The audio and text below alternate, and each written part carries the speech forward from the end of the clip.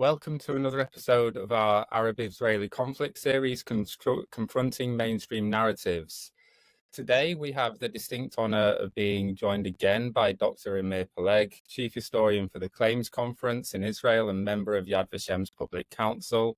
With a rich background in historical research, Amir has spent over a decade advocating for Holocaust survivor rights and compensation worldwide. Amir, alumni of Ben Gurion University with a doctorate in Jewish history, was the founding editor of the historical journal Yisraelim. He resides in Ein Habazor, Isol Moshav in Eshkol Region Council, and he has dedicated his life to history as both a scholar and educator. Amir, great to have you back. Thank you for having me. It's an absolute pleasure to have you back, and we must be doing something right if you come back. And then we're also very honoured to have with us for the first time Professor Awi Blumenfeld, who is the child of Holocaust survivors and a distinguished fellow at Bar Ilan University. Is that right? Pronounced right? Right. In Israel, and leads the Historical Commission Conference on Jewish Material Claims against Germany. He significantly contributed as the head negotiator in the slave labor compensation and lectures at Yad Vashem School for Holocaust Education. Blumenfeld is the founding director of the Rabbi Dr. Feuchtwang Compensator for Jewish Education in Vienna, and serves on the National Forum Against Anti-Semitism for the Austrian Government. His work focuses mainly on Shoah research, Jewish history, and education. Avi, thank you for joining us. It's an honor for me to be with you and a privilege. And Eva, how are you? Thank you so much. Hi, everyone. Right, guys, I'm really looking forward to this conversation. What a great team we have together for this one. As always, we're here to discuss history, but with what's going on at the moment, there's so much to talk about to do with Israel's war against Hamas. I always want to start with the contemporary because the mission of this podcast is to show how an understanding of the past informs the present and how those two things interact with each other. When I was a teacher, I always used to start my history lessons with something contemporary to show students that history isn't this thing that's detached and in the past. It is something that informs our understanding of the world around us. So this podcast hopes to make that link between past and present. As I did before, I'm going to start with a bit of a slideshow. And please, if you've got any contributions, just jump in. So this was something that really stood out to me from the media of the last week. Amnesty International posting this about a terrorist that was in Israeli custody, and he was a member of the Popular Front for the Liberation of Palestine and headed a terrorist cell which kidnapped an 18-year-old boy. And when you read the accounts of what happened to this victim, it's really quite horrific. He was tortured, mutilated, castrated, his eyes gouged out, and then taken to an olive grove and murdered.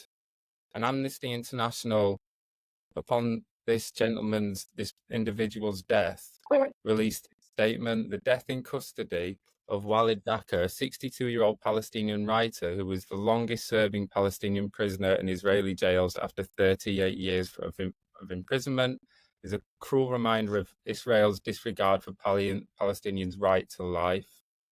And I thought that this was quite shocking coming from an organization like Amnesty International. So here we have a clear moral indication about how wrong public opinion and also, in theory, good and important organizations like Amnesty International act.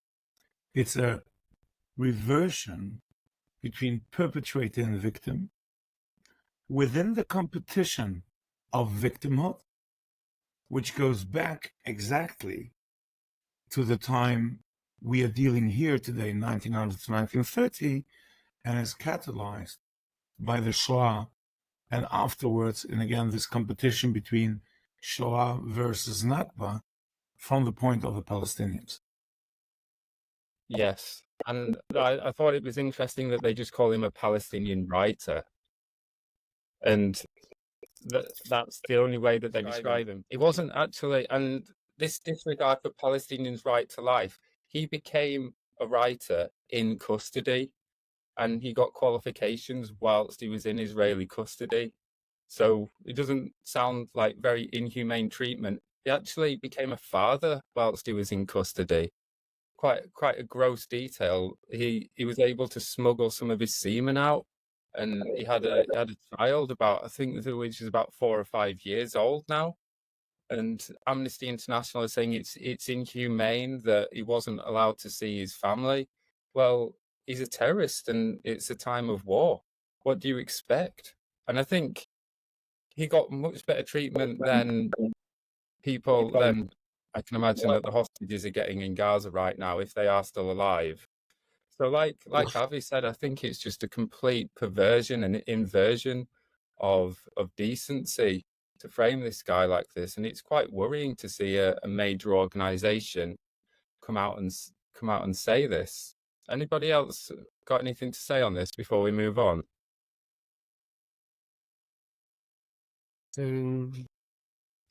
Okay, let's move on to the next major story that happened.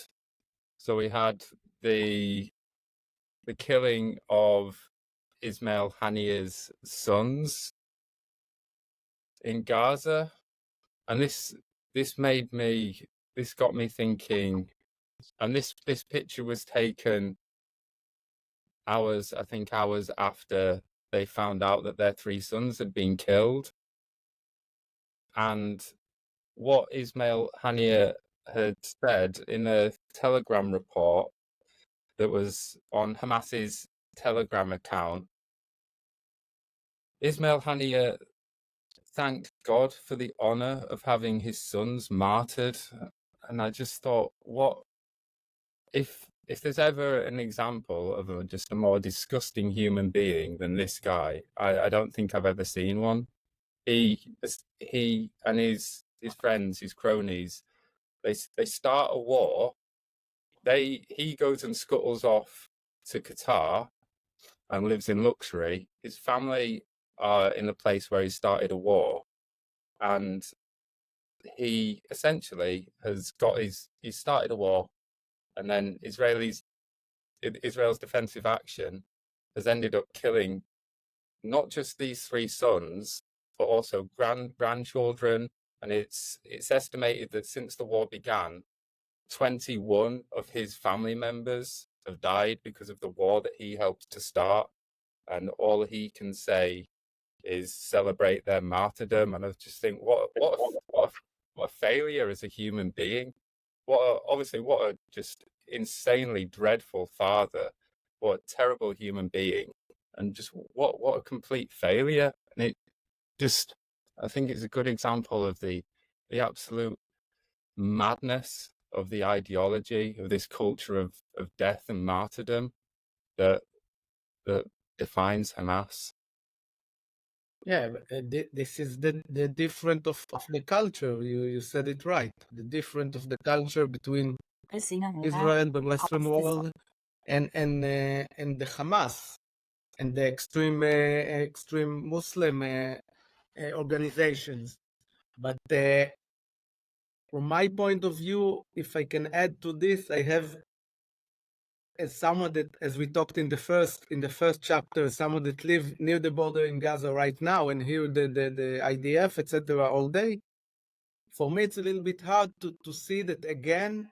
They're starting to build some kind of relationship between Hamas and the Israeli, I don't want to say government, but there is again some kind of interest.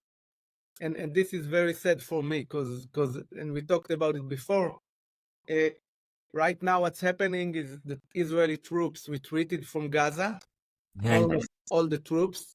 There is no war in Gaza right now. Hamas is getting back to control in many regions in Gaza, while we, the Israeli government, allowed, of course, after international pressure, to bring in thousands of trucks of humanitarian supplies, and we're building Hamas together with United States sea harbor in Gaza.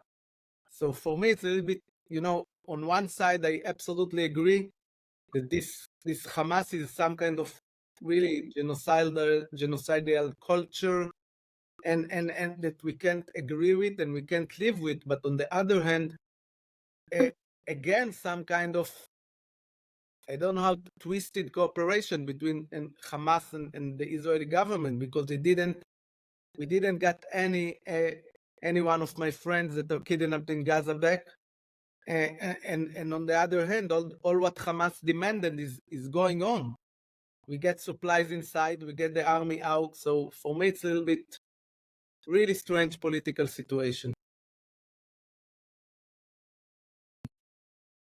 Yeah, and I think, just in case somebody's listening to this podcast and they haven't read the Hamas Charter, and the Hamas have never renounced their charter that was written in 1988, and when they won those shocking election victories in 2005 and 2006, they campaigned on the charter. They've released subsequent policy documents, but the very foundation and the center of that organization is Hamas Charter, and there's a passage from the Hadith in the Hamas Charter, which, and you can see why this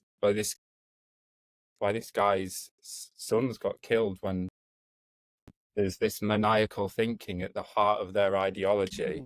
The hour of judgment shall not come until the Muslims fight the Jews and kill them, so that the Jews hide behind trees and stones, and each tree and stone will say, O Muslim, O servant of Allah, there is a Jew behind me, come kill him. Except the Garkad tree, for it is the tree of the Jews. The Hamas Charter is not just ideology, it's a policy document saying what they want to do. So it's a mixture of ideology and policy. That's lifted from the Hadith, and the Hadith is thousands and thousands of pages long. They've only got 6 quotes of the Hadith in the Charter. So this is obviously it's not me that's cherry-picked this out. I haven't read the entire Hadith and found something that's profane and violent and disgusting. It's them that have picked this out of thousands and thousands of pages, which just shows the central importance of anti-Semitic murder to this organization. And there's people in my own country and around the world that are finding it difficult to choose sides in this conflict. And what I'm saying now is, well, have a look at this guy, listen to what they believe in, and you've got to choose a side. Because you see, lots of people are confused, and some people say, oh, I just don't like war. Well, none of us like war. But if you don't choose a side and support and stand with the people and stand with what you believe to be right, then you are almost you are a bystander in this. If you don't choose the side, if you don't choose a side and the right side in this conflict. Yeah, but Jonny, sorry I'm making it a little bit difficult, but I think it will make it interesting, and maybe Avi can really contribute in what I'm going to say, which you saying things that I know and believe in and angry about for many years. But I ask myself, how come that Bezalel Smotrich, one of the most important ministers now in Israel, in the Israeli government, said that Hamas is an asset, and that we have to conserve and work with. And how come Benjamin Netanyahu also said it, and for many years seeing Hamas as his partner in many ways. So for me, again, as Israeli that is against Hamas and thought that Hamas should be annihilated many years ago, it's very hard for me, it's make me my own argument inside me. because I say, how come my own government didn't see it coming, and also in some ways made some kind of partnership with Hamas. So maybe Avi can help us thinking and analyze this. I'm not sure, because it's even more complex, like you touched it now. Because if we remember well, in the beginning of the Hamas, as an ideological also support organization in welfare, it got substantial support from Israeli sources. It was in Because the 80s. I tried to focus in the last decade or so when no, they got it's stronger. we have to see it more in a holistic way.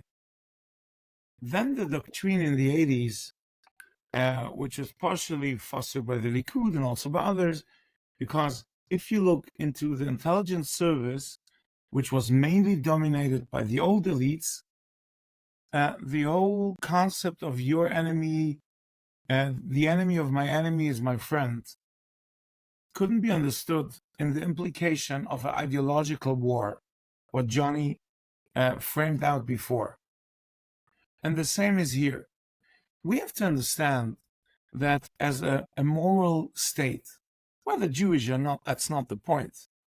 You have to go with those who are for the people, those who are for democracy, those who are for the good visions a state should have. Now, making sort of alliances or partners, it's the same basically what the West is doing today with Iran. They're saying, okay, we have to boycott them, still we have to get into talks. It's the elected government, we have to speak with them. You see the similarity. And here it's not the point whether it's a right-wing government or a left-wing government. Because you got this in Sweden, and you got this in Denmark, and you got this in Germany. You got this in Germany under the CDU, and you got this in Germany under the SPD. So the whole point is, in singling out those enemies not of Jews, but the enemies of humanity. And Hamas is clear an enemy of humanity. It's not the Jews. Because the Jew is here just the famous example of the canary in the coal mine. You're speaking now about the government, and let's come back to the topic you were approaching. So this is a whole concept of misconception in a political way and manner, whom to choose for an ally. Can I So add you might something? speak, in the expertise of our field in the Second World War, when the Allies got allies with Stalin and the Soviet Stalinistic regime. Still, we have a different perceptions. Because if you speak of people like Hamas and of Iran, for people of Hamas and Iran, if you're against their conception of life, you are dead. You can't even convert. As we have seen what Jonny quoted now.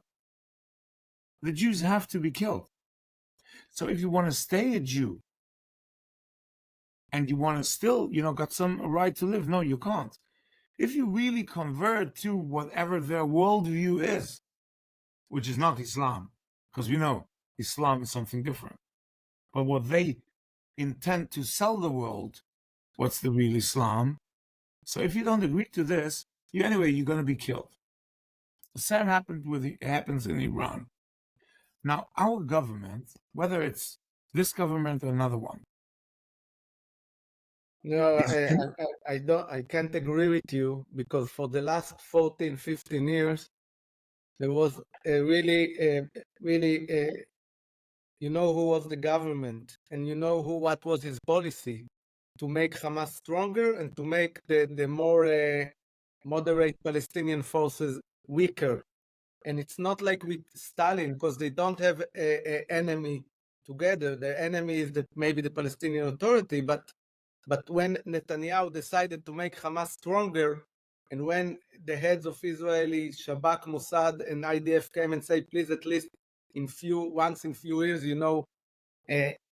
kill the heads and let them build again, and it was a real policy and that you can't ignore, and I don't think you can compare it to the allied with Stalin, because Netanyahu. No, I exactly compare it because that's a misconception. The misconception is that Hamas is not Stalin. Hamas is something totally against. This I explained is the misconception. Yeah. This I said was the misconception. Because the misconception is they are not people who want to engage in any dialogue, in any form. And only, and that's the big thing, only quite, strange people like Rav Fruman, the guy who spoke with the Imam and Sheikh of Hamas in Hebron, he wanted to leverage it to a theological discussion. That's something different. In this case, whether it was the right government or the left government, because they also did it, be frank, in the last 20 years. In Gaza as well, Hamas are seen by some groups in Gaza as moderate. There's groups that leave Hamas and form their own splinter radical Islamic groups because they think that Hamas are not taking it far enough.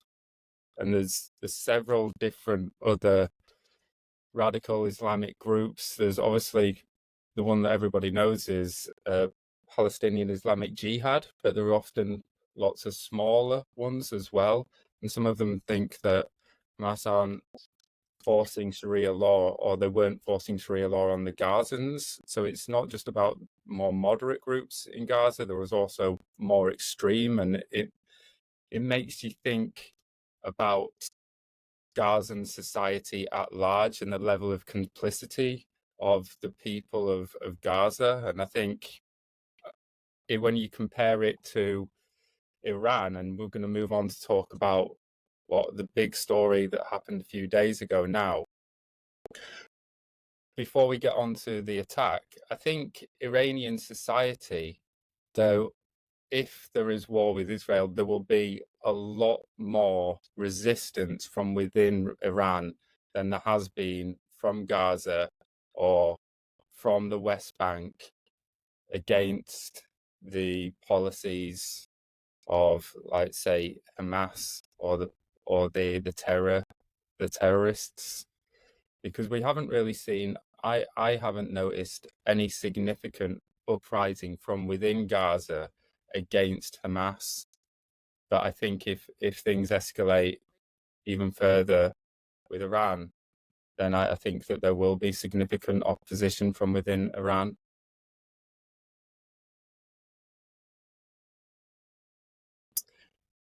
And so what were people thinking as this was all unfolding in the past few days? Amir, what was it like for you?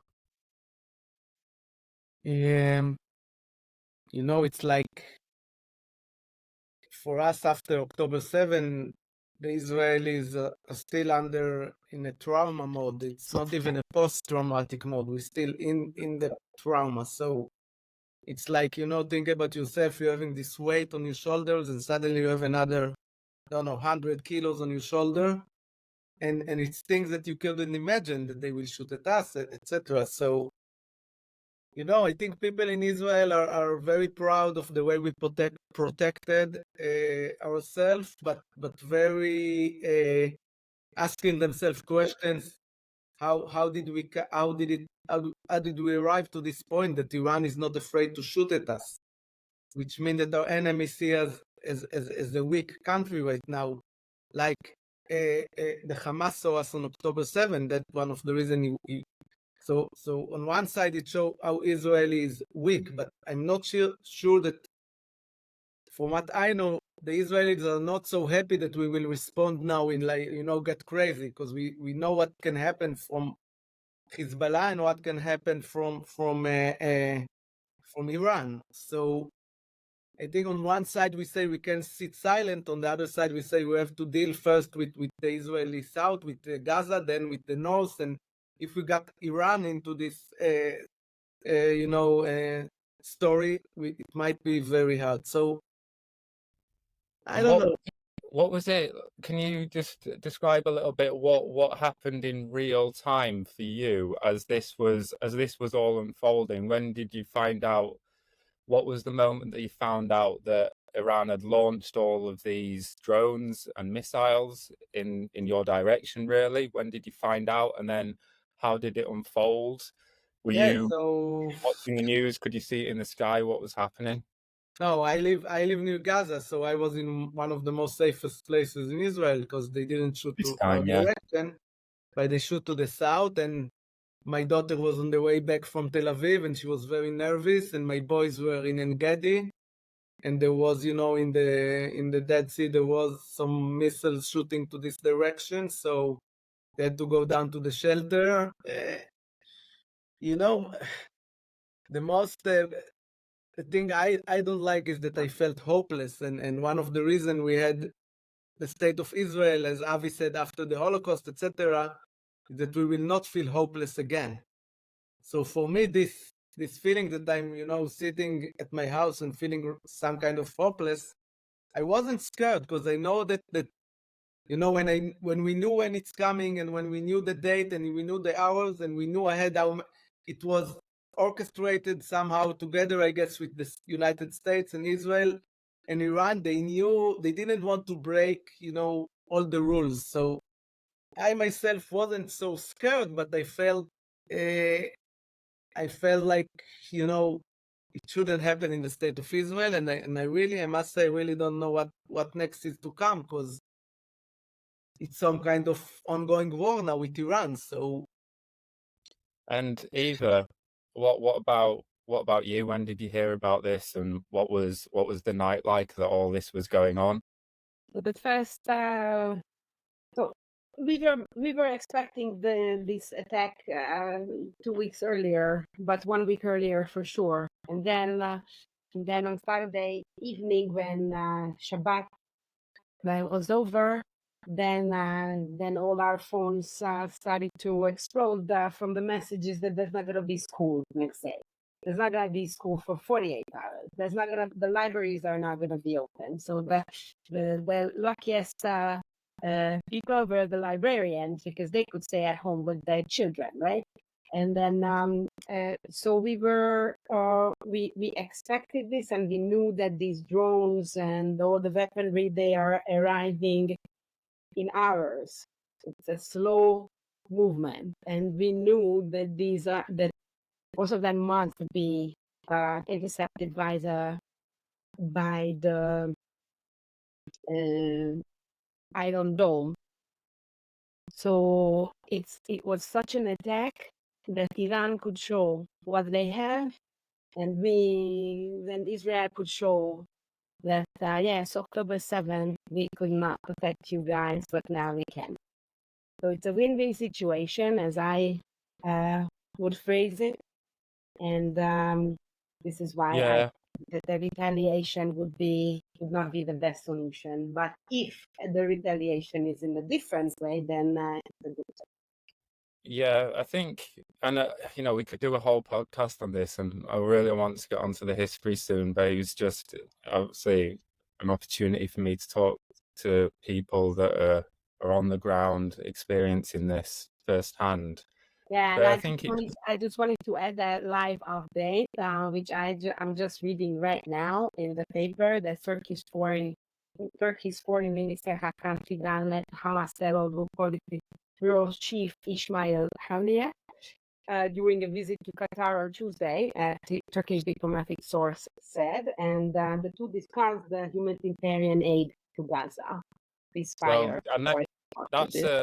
That's linked into the point now, because obviously since October the 7th, the narrative have been, there are these resistance fighters on the Gaza Strip, these helpless minnows, and they were trying to frame the narrative as these poor helpless Gazans against the might of Israel, and that somehow the Arabs in this situation were the underdogs against like this Israeli Goliath. But now we can see that this isn't a coincidence, that this has happened after during the Gazan war, during the Hamas-Israeli war.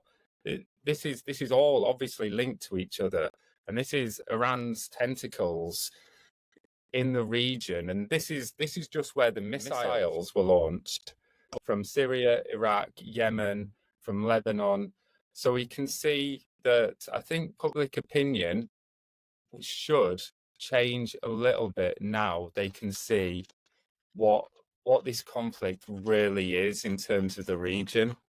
And Avi, just some reflection on what your thoughts on this are, and specifically whether or not you think we're at war now. I know that the government spokespeople are trying to downplay this, especially in my country. So I hope this doesn't escalate. For those of us that know, this is war. We're not. We can't. This is gonna escalate. It's not like, oh, we go into decades and decades of peace, and it's whether or not we let Iran go and appease Iran, like we tried to with the Nazis, let them build up an even larger military arsenal, perhaps even a nuclear bomb. Do we pass this problem on to our children, or do we face this? Do we face this problem head on ourselves right now? Avi.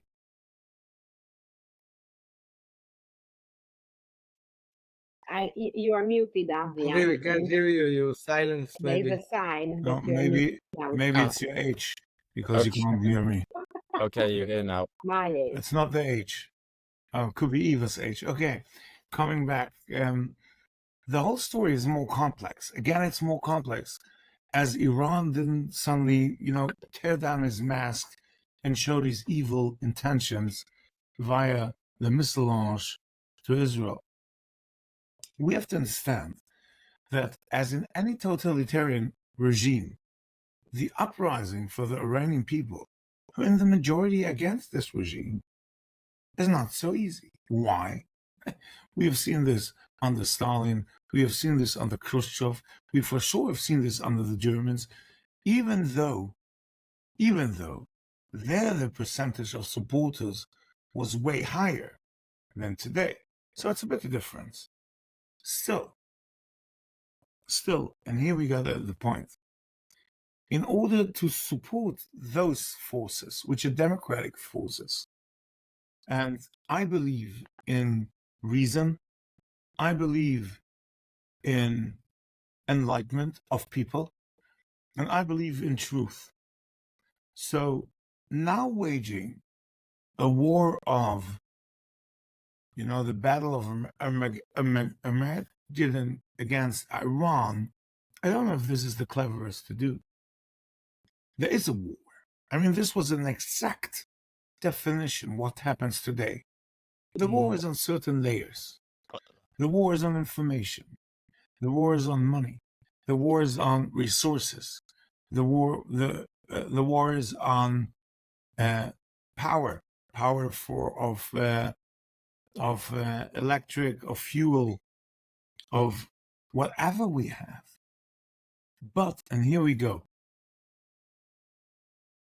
if we are not able to convey the message to the world, and not we the Israelis, we the Jews, but we the people who are for democracy, whether you're left, whether you're right, whether you belong to the Greens, to the Liberals, it's not important to understand, or let the people understand, that whatever the regime in Iran is standing for is against humanity.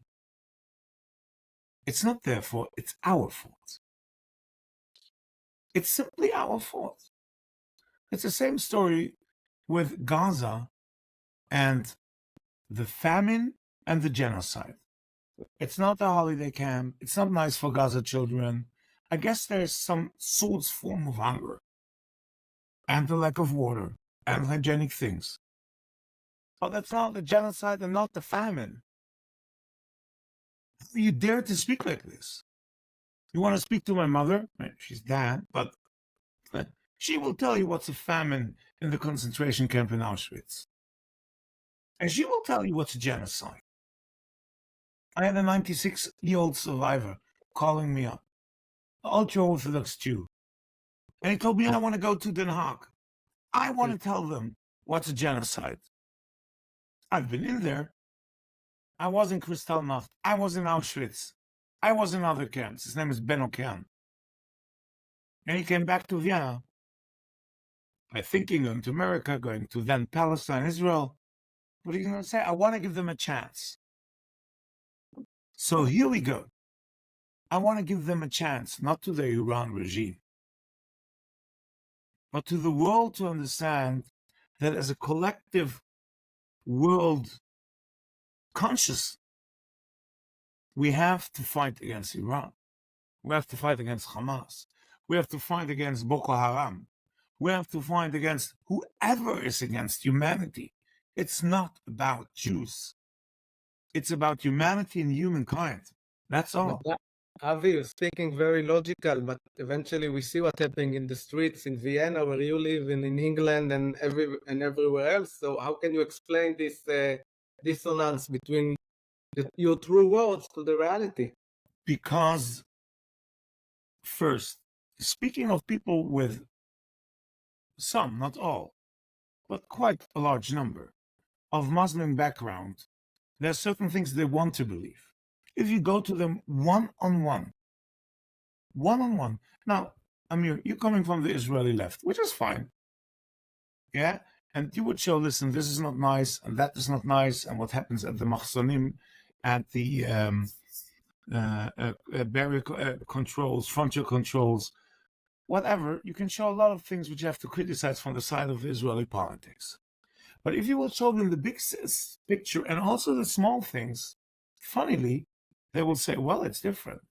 On the other hand, you got organizations like B'Tselem or Shovrim Shtika, Breaking the Silence, which also show to some points which might be also not nice or not right, or even against humanity, up to your understanding too. Still, you have to put them in the bigger context. And if you put them in the bigger context and leave it now in the outside dialogue, suddenly those who said, you're speaking of reason, say, oh, look, those Israeli organizations, which are clear democratic organizations, but within the inner Israeli context, they also show that there are mishappenings. And now we come. From this, they deduct that Zionism and Israel, and in this case also Jews, per se, are an evil thing. Instead of saying, well, that's your opinion, you have to differentiate. But they're not doing it. While we were saying, and I come from a different political camp than you, there might be flaws, there might be injustice, but the big frame is a frame of righteousness, of the right of indigenous people to live in the country where they originally came from, to create a Jewish state, with all the tensions and challenges of being democratic and Jewish. And that's the reason why those people don't want to accept it so far, because they want to have the easy solution, black or white. And black or white is not working. In a complex world, black and white is not right anymore. No, I agree with you. Yeah, it's not black and white, but it couldn't be in when we're coming to the regime of the terrorist cabal that are in charge of Iran at the moment. It's almost quite black and white. Are you on their side? Is that the kind of world you want to see? Do you want to live under a regime like that? They've got the morality police. Even George Orwell wouldn't have even dreamt up such an absurd thing. They're dragging young girls off the streets because some of the hair on their head is falling from underneath their hijab, and young girls are being beaten to death by a gang of men. But listen, Johnny, we have those phenomena in any society. That's funny. Because if you speak in some small parts, and if I mean small, it's even not a 2-digit % number of ultra-Orthodox Jewish society in certain areas, they'll come to Éva and say, I don't know who you are, please in our area don't go like this. Now, if Éva was born there, they said, oh, Mrs. Éva, we know your father X and your mother Y. Next time we go to them, you can't go like this. And they will harass her till she changes her t-shirt. Now, again, This is not the Iran, this is not the regime, this is a minority in a very secluded area. So of course the world have to say, as a regime, as a model for society, we are not accepting this. Fine enough. This is clear. And we can go even further. You can say, listen, you're doing this in your, let's say, 1 kilometer to 1 kilometer quarter. Even there you shouldn't accept this, because it's simply cutting off the rights of a woman or of a man who want to, listen to, I don't know what, James Brown in the car. They'll come to him and say, listen, you can't go with loud music here, not because you're disturbing the neighbors. This kind of loud music you can't do. So I agree with you. But we shouldn't point down on the regime, on the particular small places. It's the big picture. And the big picture is, you can't suppress humanity wherever it is when you want to doctrine your ideas and vision of a moral world to others. And that's the big difference between religious life in real Islam, in real Judaism, in real Christianity, in real Buddhism, in real Hinduism, or even atheist, where we respect the other's way of living as long as he's treating any human being with dignity. And this is simply not happening there. A regime is doing a contest on the Holocaust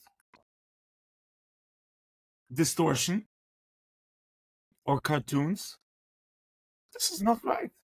This can't be something which you want to deal with. Sit on a table, engage in research, exchange of goods. This has to be a paria. That's it, finito. And I was talking in the last podcast, in England a few weeks ago, there was a protest called the Al-Quds Day protests, which originated in Iran. Inspired, yeah. It's inspired by Iranian agitators today. And this protest is quite aggressive, and it marched through the heart of English democracy into Westminster. And I wonder how much longer RAF jets were sent into the sky, and I'm actually it's not often as a Brit that you get to be proud of your country, but I was really proud of the bravery and skill of our RAF pilots that flew up into the sky towards missiles to shoot them out of the sky. Now we're essentially at war with Iran now. That is what war looks like. How much longer are we going to allow these pro-Iranian protests in the heart of our democracy? Because I bet the Iranians, when they see that, they're taking advantage of our human decency. Because if something like that happened in Iran, it would not, well, let's face it, they would not get very far if there was a pro-American rally or a pro-British rally, anti-Iranian rally in Tehran, in the heart of Iranians' theocratic fascist country. It wouldn't. So now we're essentially at war. I'm a big free speech person and freedom of expression person, but it's not safe for us to keep letting people that wish to see our downfall protest and agitate and be aggressive and violent on our streets. And Avi, let's see if we can move towards history now, because you mentioned the erroneous usage of the word genocide, and this mini podcast series on Zionism came about because of the deployment and weaponization of the word Zionism. And last week we were talking about 19th century Zionism, and I think it might be useful before we move on into the 20th century. Amir, can you just do a little bit of a recap of what we spoke about and some of the major figures, and where by 1900, really where we are in terms of Zionism by 1900? Yeah, so we talked last week about the first the reasons that drove young Jewish people to the idea of nationalism and of Zionism eventually, and we talked about what happened in the Russian Empire in 1881, the way that the anti-Jewish pogroms and riots drove many young Jews that tried to assimilate inside the European community, drove them to understand that this assimilation, this emancipation is not working. And then they started writing about it, like Auto-Emancipation, the famous book of Pinsker, that wrote about the way that, okay, we try to do the emancipation, to be part of the European people. Now we have to make another self-emancipation.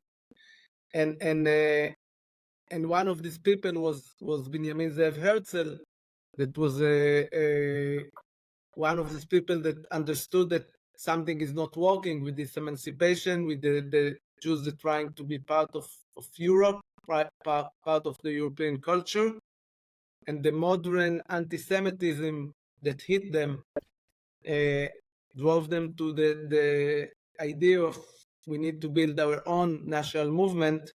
And this is when the Zionism started with the first Congress on 1897. So this is what we talked last week. Yeah, and we had the First Aliyah after the pogroms in Russia. Right. The First Aliyah and then the first Congress. Yeah. Before we move on to the 20th century, Avi, anything that you want to add about 19th century Zionism? Just keep it brief, but just some kind of comment. I would like to add that, yes, on the one hand, of course, Amir, and you were right what you spoke last week, still we have something which goes, again, we have to see the holistic picture, which goes anything deeper. Judaism rediscovered his own connection and roots, being now in a more enlightened way, rediscovered it in the 19th century, due to many reasons. And what it also discovered, that it can now travel more easily to the destination of their dreams.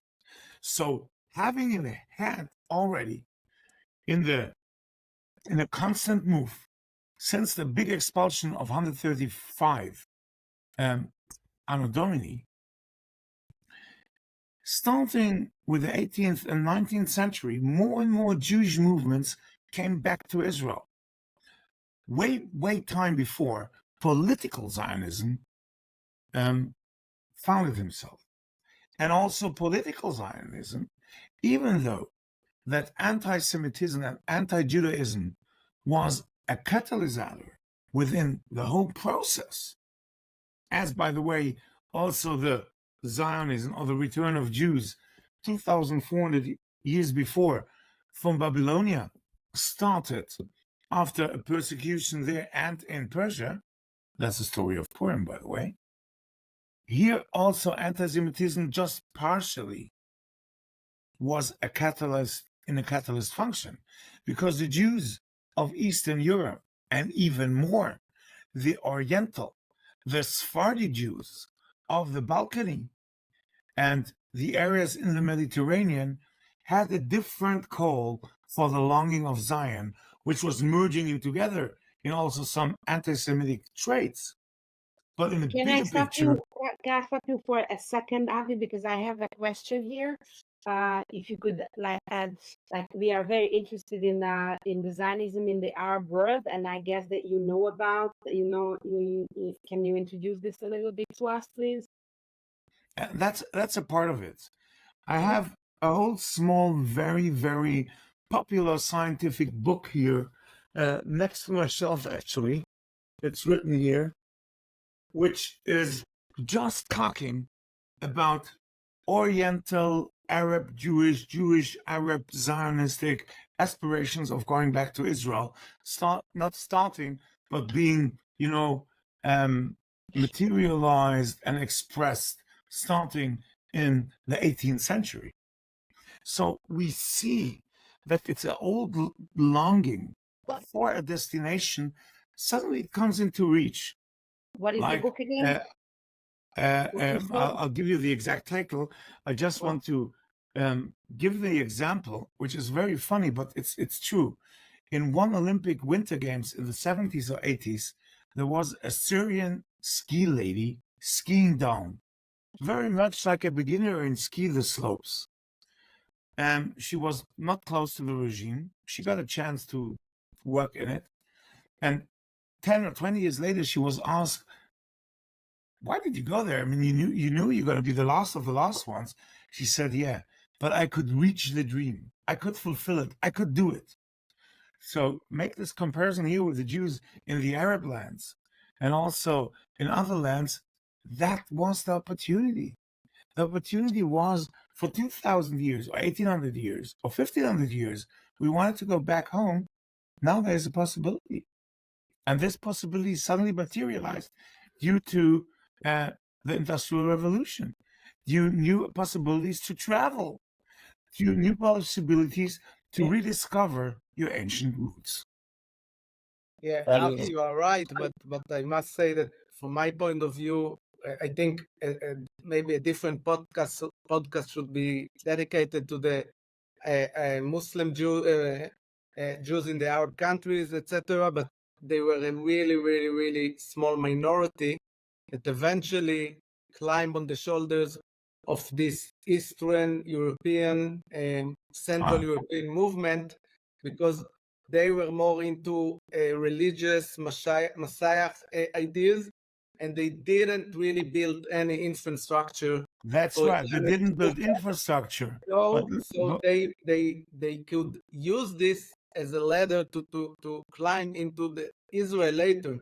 I agree with you, but you can't say we must put the proportions between the let's call it Ashkenazic Jews and Sephardic Jews in this turn of the centuries, and even later, until 1930.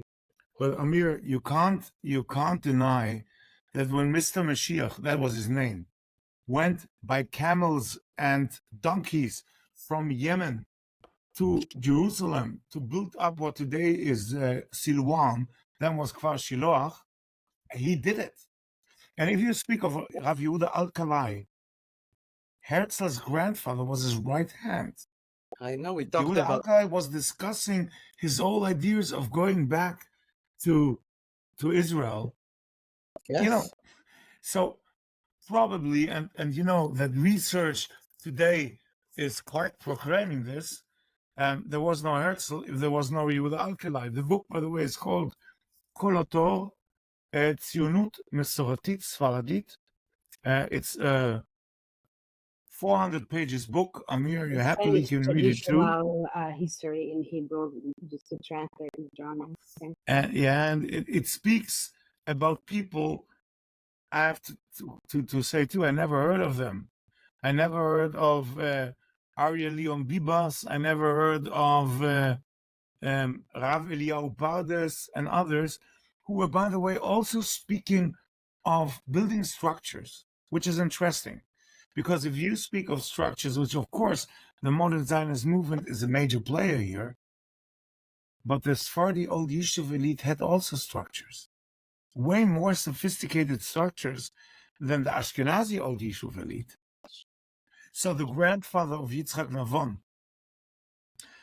who was then a president of Israel, had also some religious political structures way before the Zionist movement came into Israel.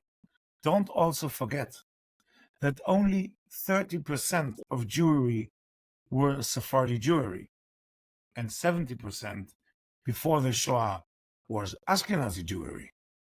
So it's also a different proportion, and this also was only changed, unfortunately, not because I like Ashkenazi more, but because the Shoah hit in the Jewish people and nation.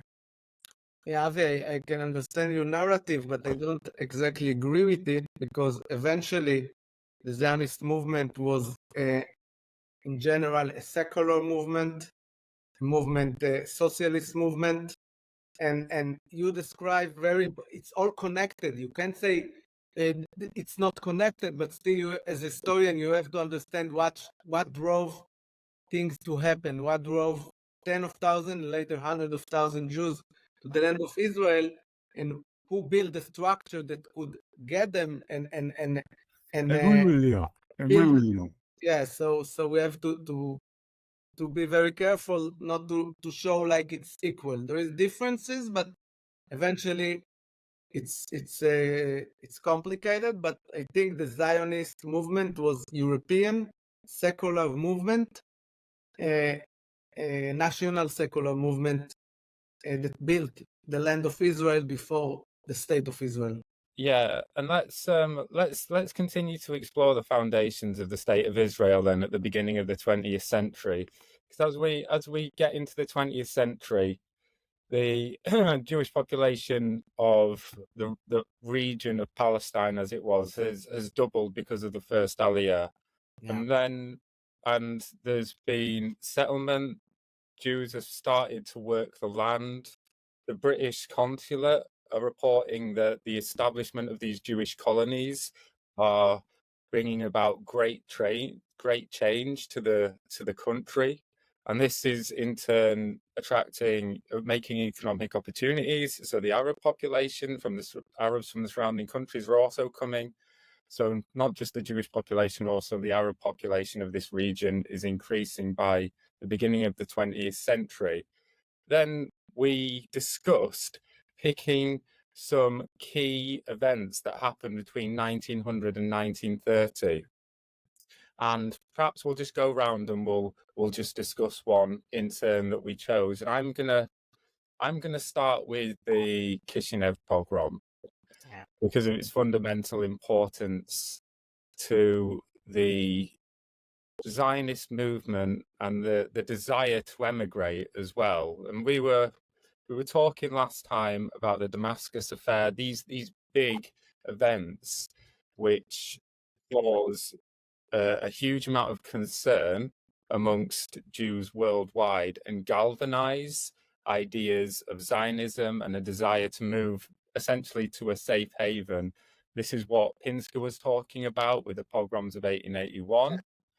We need to get somewhere safe. And at this, up until the Kishinev pogrom, you have Herzl, who has actually, there was the colonial secretary of Britain, someone called Joseph Chamberlain, had mentioned that there's a place in British East Africa, which is Uganda, and he's broached that with Herzl, and Herzl at that point wasn't interested. But then this pogrom erupts in the Pale of Settlement, and this was like the Damascus affair. It was based on a blood libel. So Kishinev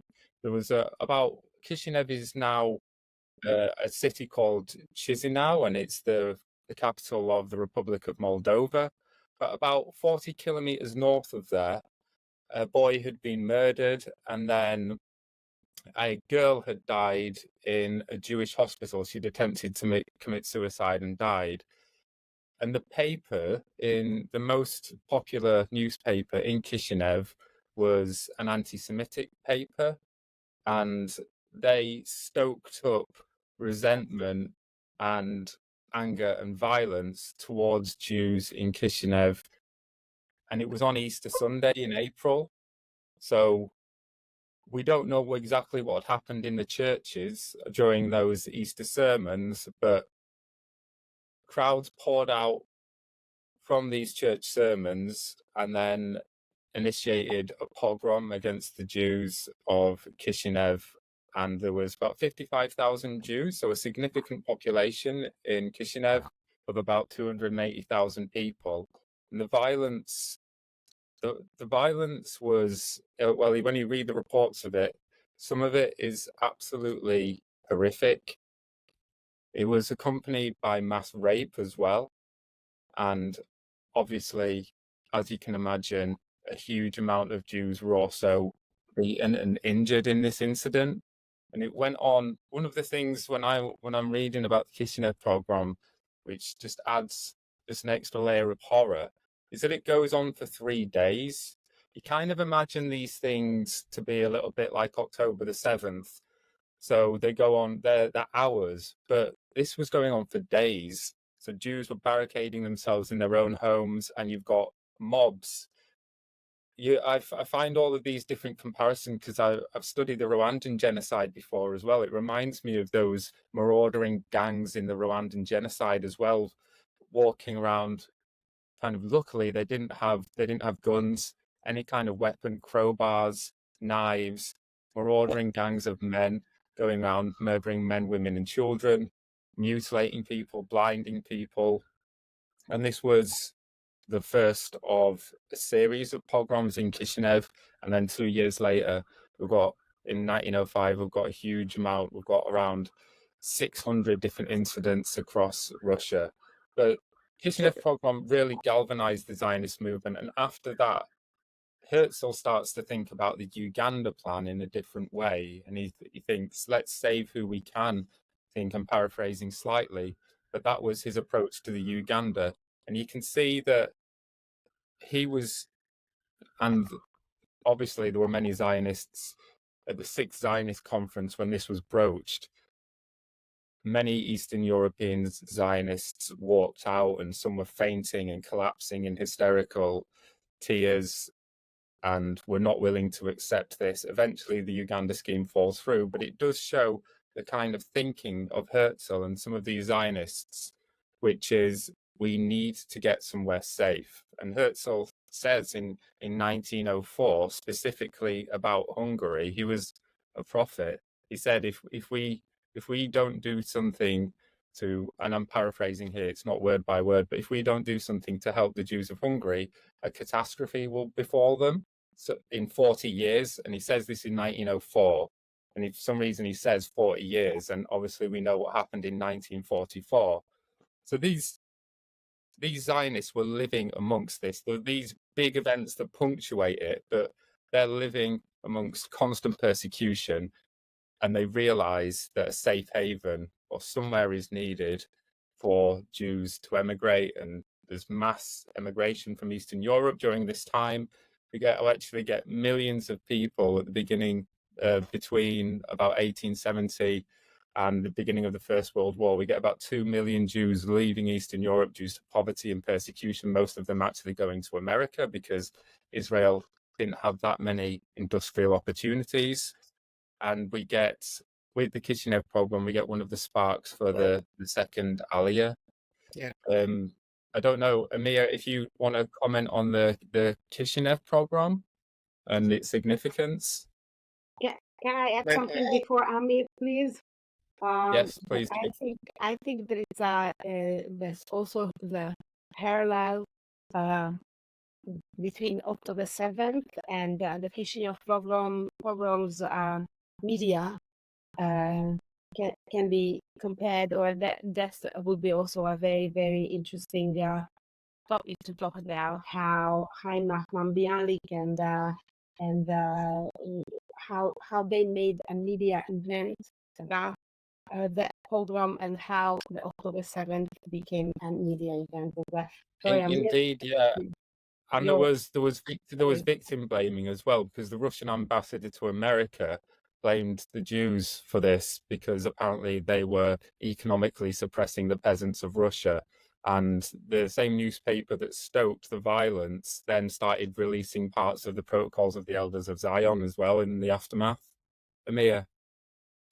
So I think what is interesting, the Kishinev pogrom, if you remember, we had the pogrom in 1881 that drove the First Aliyah, and you are right that the Kishinev pogrom drove for the second Aliyah to Israel, but it was interesting.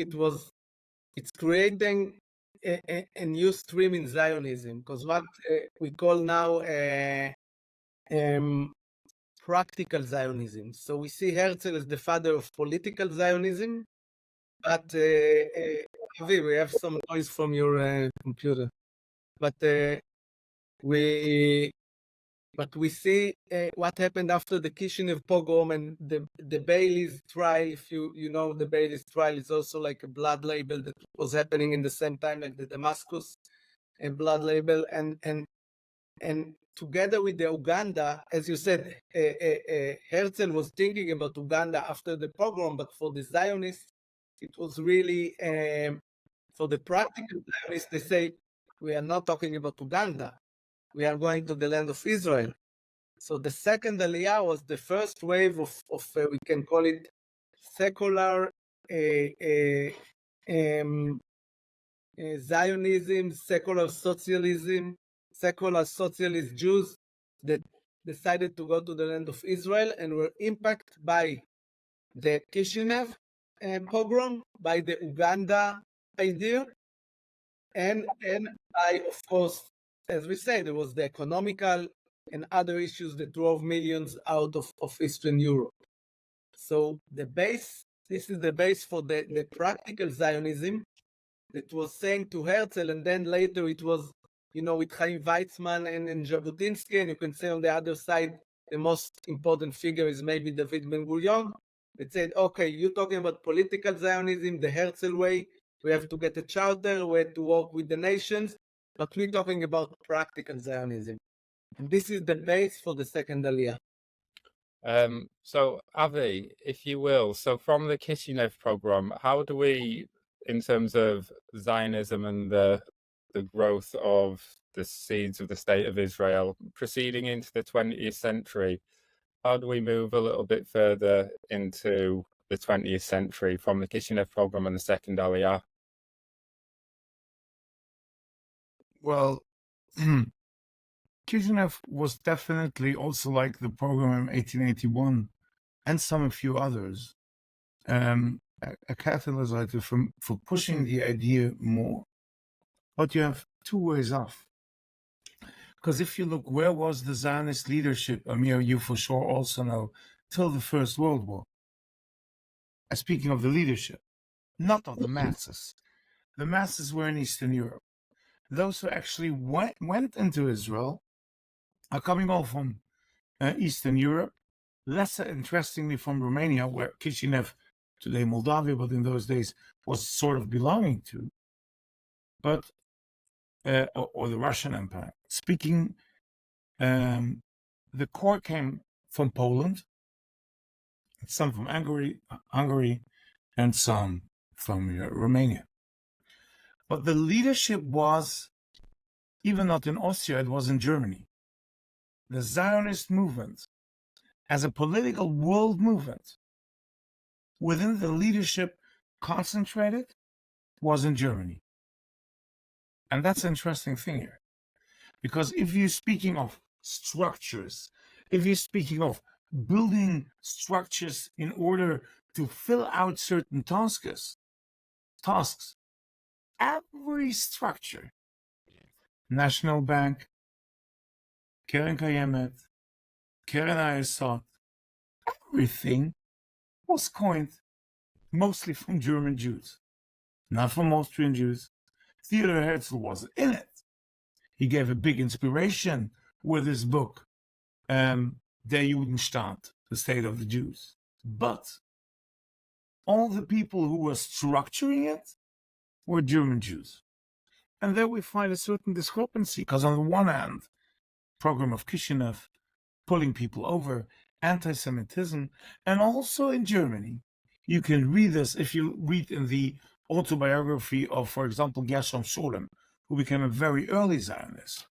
Later on, famous historian in the history of Jewish religion, Kabbalah, and other things on Hebrew University.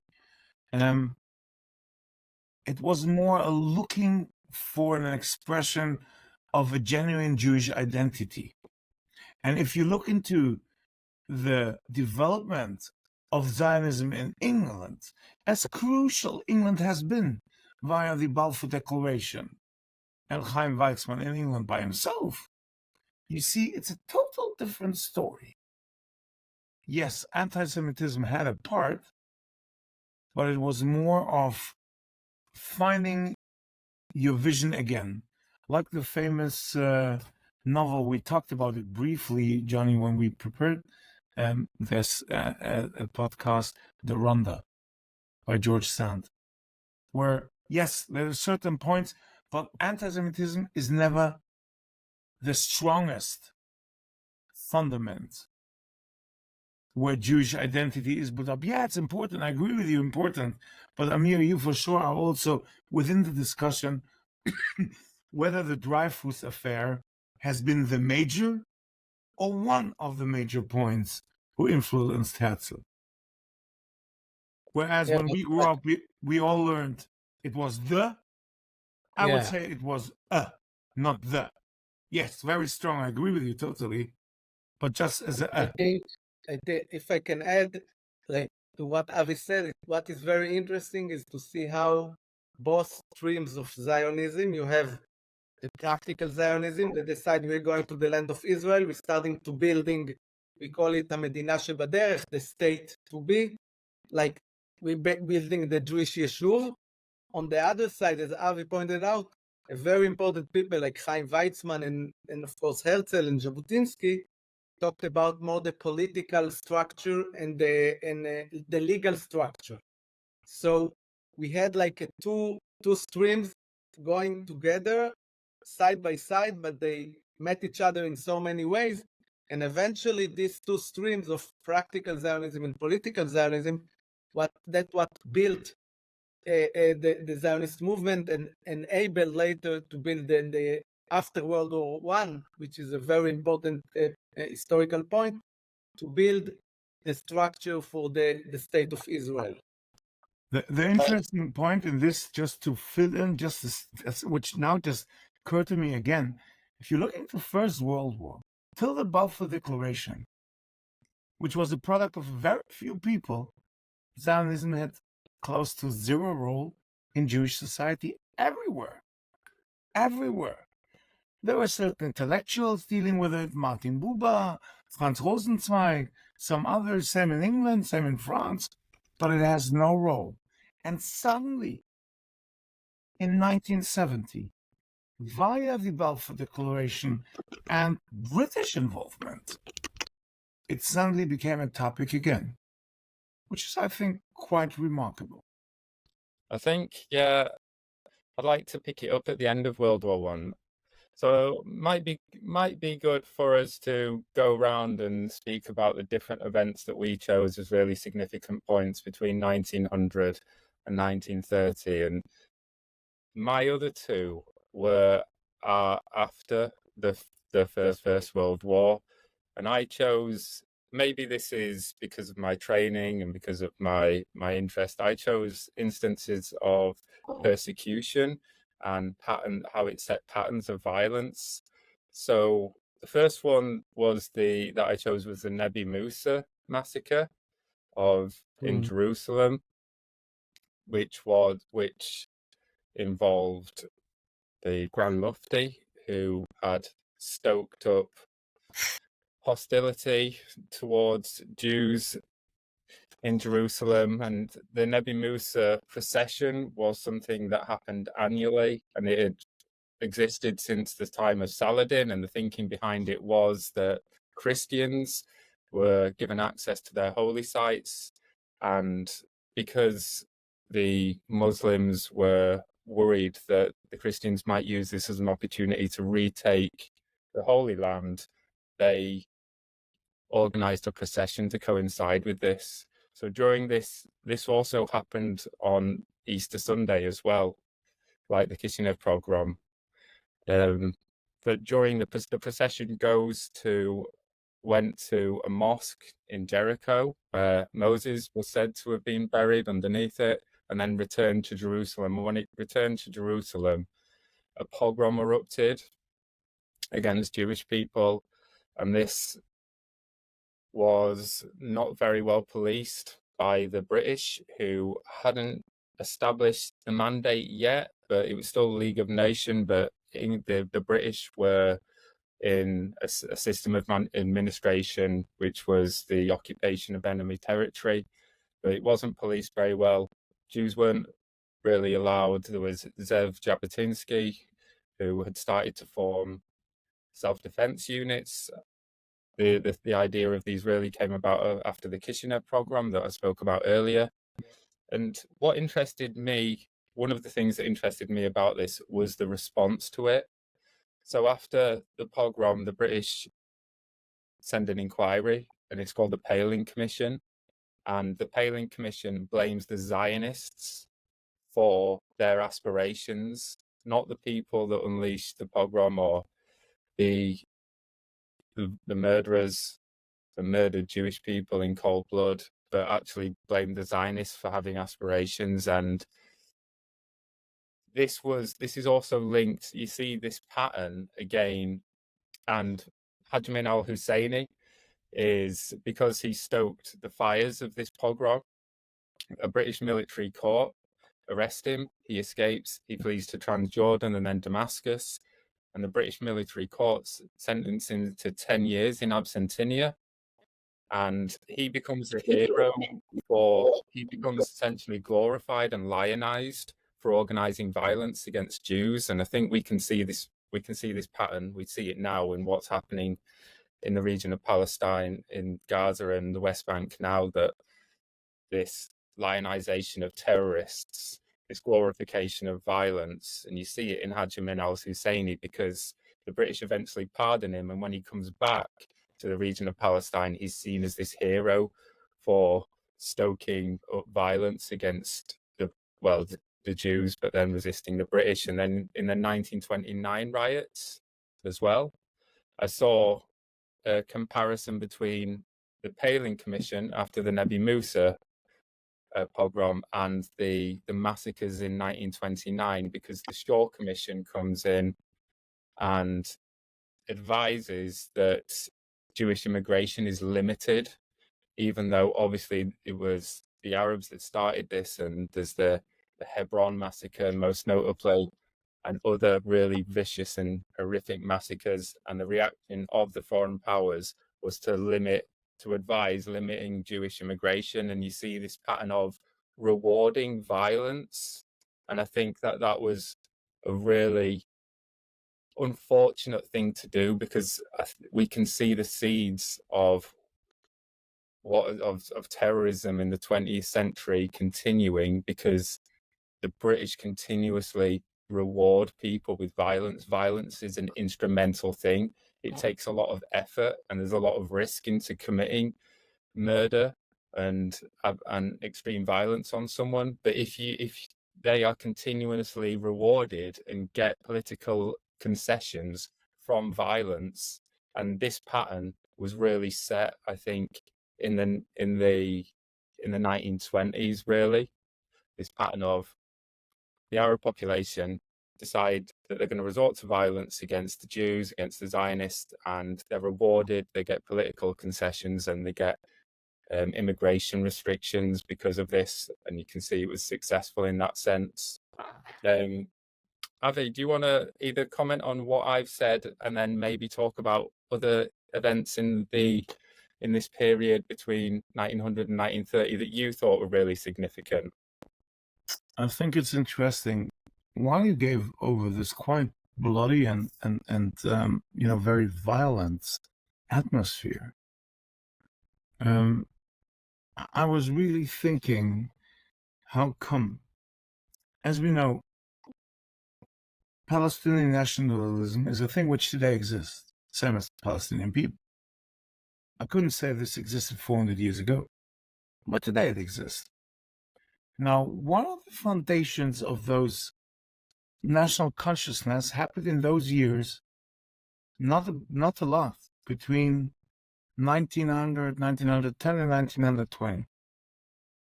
Very quick also. And I wondered, because we had acts of violence before, constantly, not on a national and not on an ideological, and even not on a religious spectrum. For example, the death of Chaim Renner, which was quite part of another program.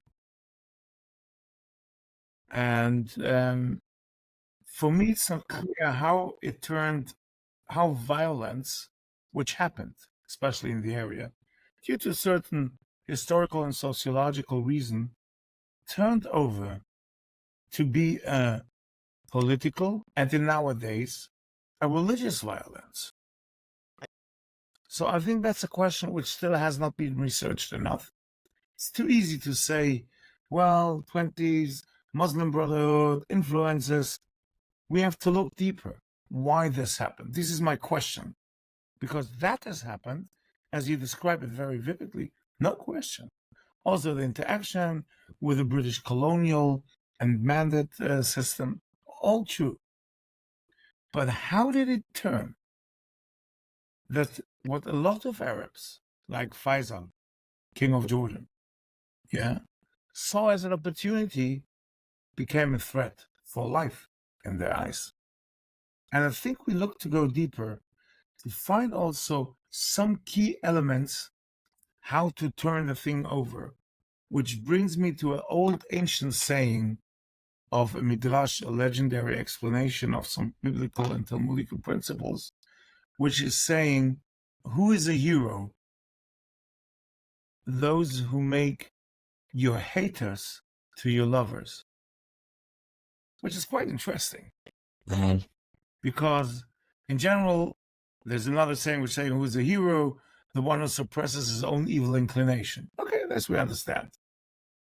But to say, to turn some haters into your lovers, this is a mega task for us. Built on us. We want to take the others. I don't want to, let them out of any responsibility, but I want to enclose them in a common responsibility. As we Jews came back home to stay there and not to leave again.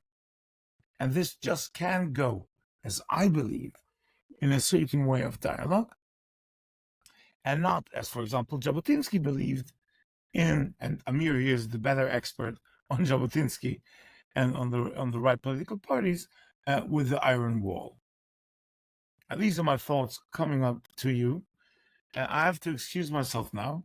It was thrilling 90 minutes. I'm really, really excited, and I'm thankful that I had the privilege to talk to you, Jonny, to you, Amir, and to you, Éva. Also, I see, Jonny, you and I, we just run with our surnames, which is a brand strong enough. But like Amir and Éva, who have to give the whole picture. So really, really would like to thank you again for this great opportunity and for also enlarging my knowledge and my view on certain perspective, which I heard from you, which I heard from Amir, especially here, and also from Éva. So I might bless you and all you people who are going to look at us and us here, that when we meet next week, we'll speak of tremendous good things which will be happened after Pesach started. And we hear of the freedom of the hostages at least, and some other important steps what will be happening. So thank you all so much for having me here. And I wish you and I bless you with a beautiful day and a good life. Thank you, guys. Yeah, let's pick this up again next week. I think there's so much more to talk about. Right, thank you. Thank you all for attending today. It's been so informative. That time just absolutely flew by.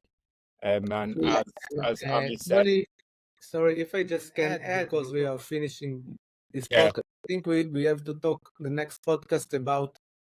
You talked about the Nebi Musa pogrom and about these issues, and Avi said, "Miu hagibor hakofesh et yitzro," etc. And I think what is important to understand about the Zionist movement since the Second Aliyah and even before, it was a really movement of realpolitik. They say another od ez ve'od dunam, which mean another goat and another dunam of agriculture. They say Choma u'Migdalia. If they want to make pogroms, okay, we first build our own organization, Hashomer, and then Hagana. We build our own security organization, but we will build the agriculture, we will build the moshavim, we will build the kibbutzim, we will bring another 35,000 in the third aliyah, another 60,000 in the fourth aliyah, and this will be our answer.